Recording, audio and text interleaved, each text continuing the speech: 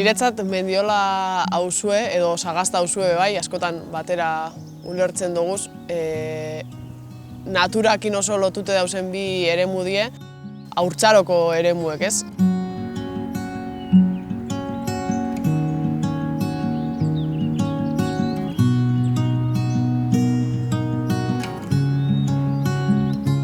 Esango nuke asko lotzen doazela jolasagaz.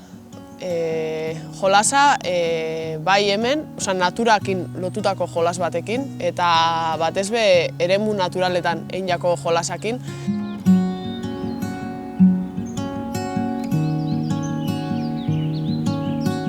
Konekteten dutela naturaren bidez ikesi doazen gauza askokin. Holako osotasuneko jakintza moduko batekin, ez dauen hainbeste lerratute gauza konkretu batzuk ikestera, baizik zure inguru guzti bat ulertzera.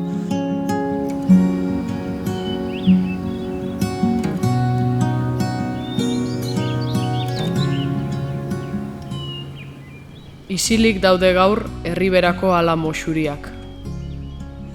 Murmurioz doa ibaia hiria itzulinguratuz, urruneko Lusitaniar itsasora.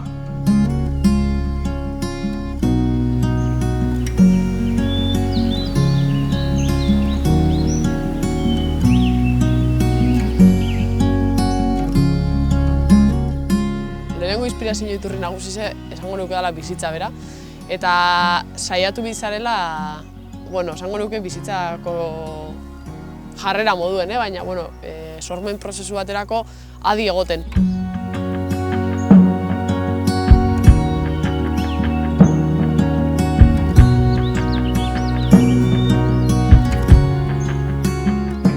Goizorduko eguzkiaren argitan, La Rosa eta elur zuri da Monkaio. Udaberriko lore apalek zure irudiak izan ditzen dutenean. Oihukatu zandoa, handoa gailurretan zehar, bere hitzez izatea eman zigun ura.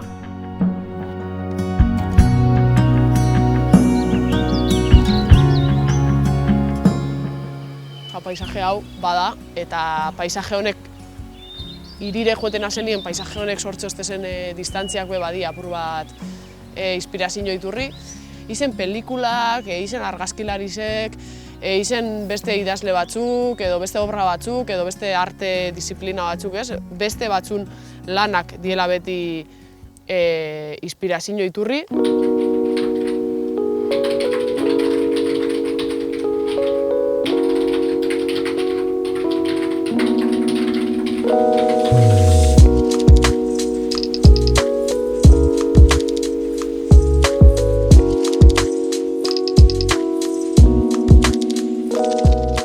Hasierako zirriborro horrek eta ideia horrek eta nik eskuz idazten duaz, niretzat badalako batetik magia dekon gauza bat, eta ustot hor sortu lehikela magia bat eskuz idazten danien, niri behintzat ordenadorez idazten nien, sentitzen ez dutena edo sortzen ez dutena.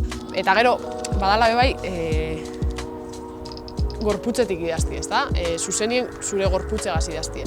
Eta esain beste, aparato bat, artefakto bat edo protesi bat tartien dekozule. Dala modu bat zuretik idazteko gehiago, ezta? Eta ustot hor gorputze ipintzen dala bebai, ordenadore aurrien ipintzen da moduen, baina ustot askoz harreman zuzen hau dagoela.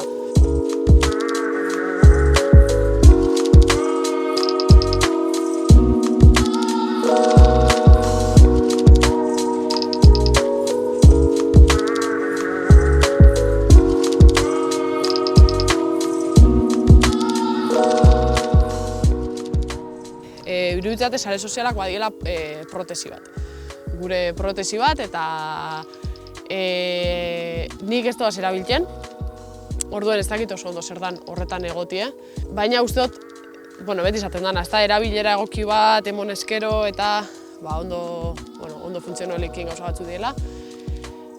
Euskal literaturara eta apur bat lehen euskal kultur munduaz eta esan dudanagaz lotute, uste dut sare sozialak erabili ahalko ginuzela alkar balidetako, alkar irakurteko eta alkarren barri jakiteko.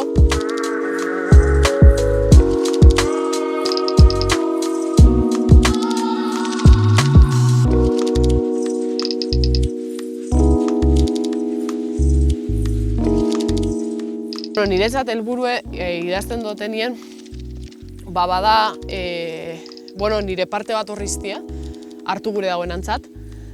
Seguramente hartzen dagoen horrentzat, beste zer sortzi bai, ezta? Ustot irakurlearen lujoa be hori dela, ezta? Beste mundu batzuk ekarti zurera. Orduan, horretan lagundu albadot, hori bada helburu bat edo motivazio bat idazteko orduan.